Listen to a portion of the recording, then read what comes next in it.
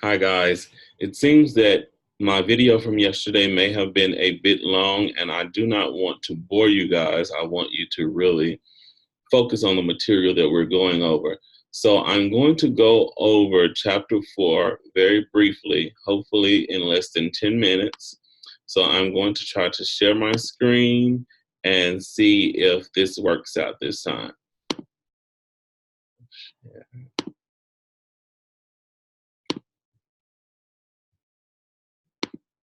All right, so in chapter 4, we are basically trying to prepare you guys for presenting your first speech. And obviously, our first speech for this semester is going to be the This I Believe speech.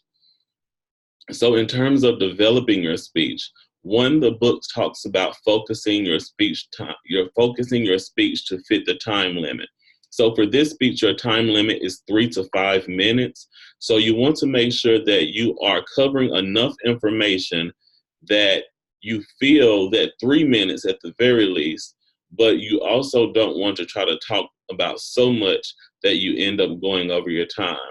As I like to suggest, if you shoot for 4 minutes to 4 minutes and 15 seconds, and that's the time that you practice hitting, then even if you speed up a little bit, you'll still probably fall at 3 minutes, 23 seconds, or a little more, a little less. And even if you slow down some and maybe include some ums or some dead space because of anxiety, you'll still be able to fall within the time frame that you really need. So I have stipulated that you include a short story in your presentation. So that alone is going to take up at least a minute and a half, 2 minutes of your time. So that other time can be spent clearly defining what your belief is and talking about how that belief is really has really been cultivated in your life and how you've really embraced that belief and what you think about other people in terms of that particular belief. So other than that, you want to develop your topic. Make sure that you are painting a vivid picture of your topic using word pictures, using vivid language that's sensory related so that individuals get a good idea of what you're discussing. It's also good to use some generalizable examples, things that are pretty common, to get other people to understand exactly what you mean when you're talking about your topic. Here's an example. The spotlight shines, the music blares, the crowd cheers.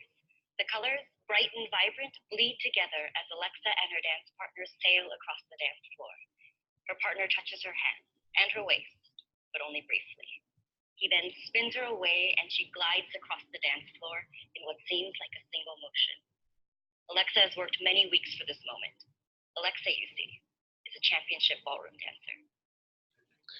As you can tell from her discussion, it's almost evident in your mind's eye exactly what you see.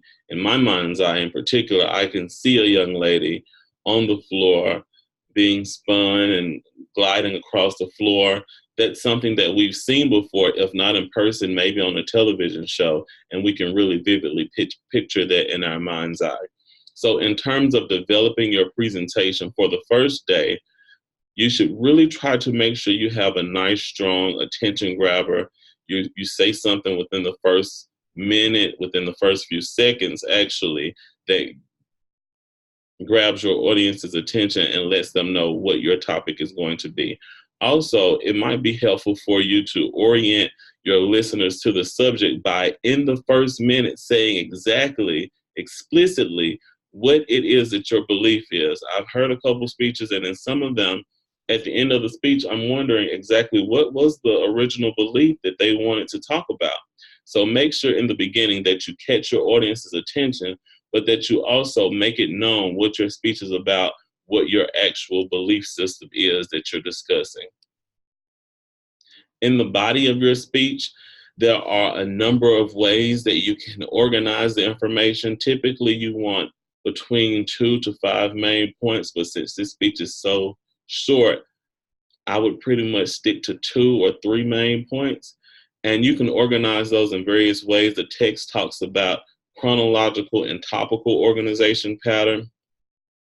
You could also put your presentation in spatial organization pattern or cause and effect problem solution. There are a number of organization patterns that we're going to talk about later on in the semester.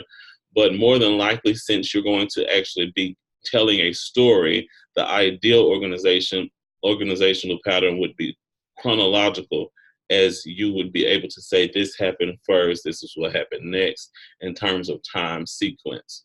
In terms of limiting and focusing the number of main points, I touched on that previously. I would suggest no more than 3 main points, maybe 2, but if you're doing more than 3 main points, then you're probably going to go over your time.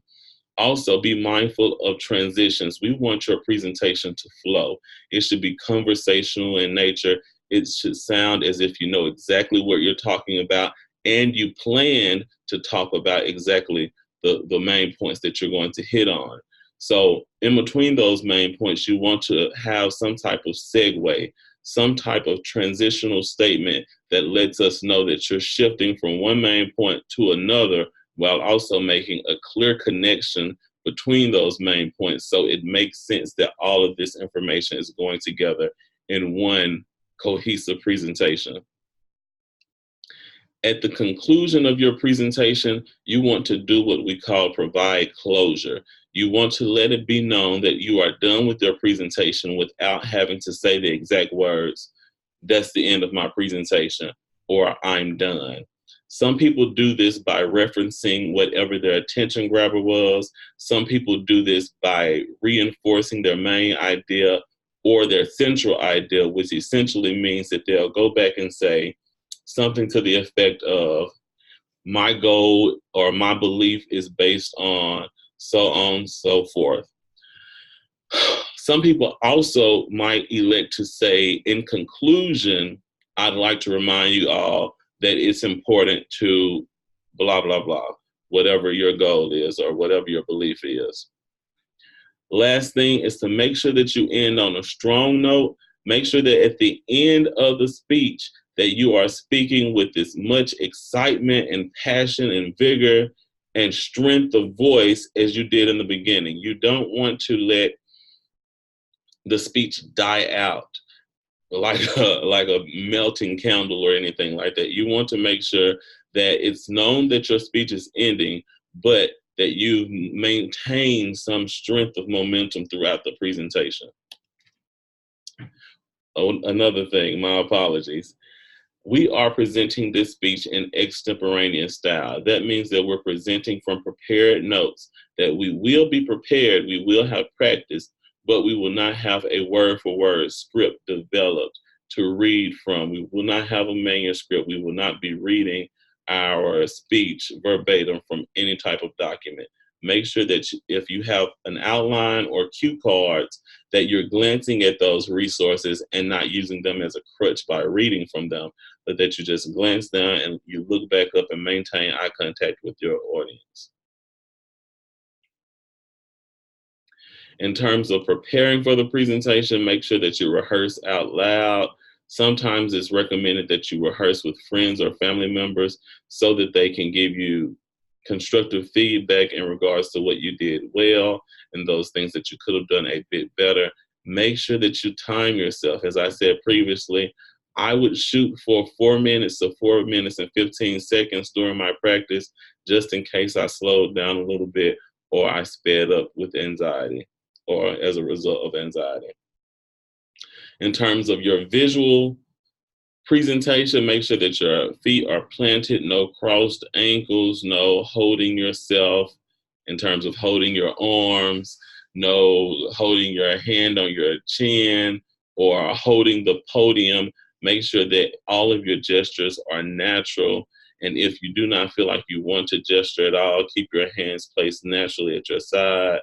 Make sure that you maintain eye contact across the room, not just in one section, but vary it from person to person or area to area.